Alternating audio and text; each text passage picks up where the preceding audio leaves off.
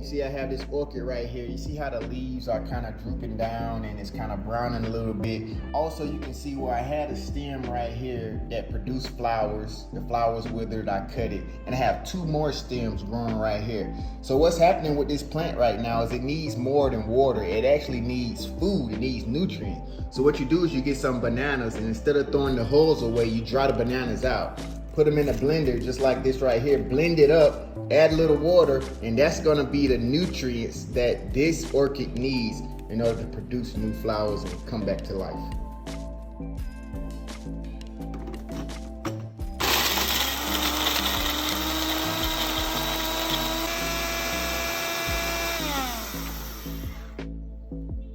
Another tip if you want to see better results with your flowers and your plants is don't use water out of the tap. It has a lot of fluorides and chlorides and other chemicals in it that's not good for plants. You can either get spring water, or you can just pour some water in a bottle like this, let it sit for a couple, 2-3 days, and all those chemicals will evaporate out of there. And then you just use, this is more like rainwater. Rainwater is the best, but second best is just to put some water in a bottle, let it sit for a few days.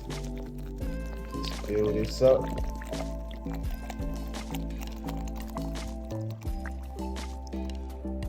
Goodness. See, here's where I keep my bottles of water. I just put the tap water in here and let them sit for a few days. So we got this brown goodness right here, this nice banana smoothie, and we're gonna just pour it on in there. Oh yeah. Pour it in there like that. It's good banana smoothie. If you like this video, please subscribe.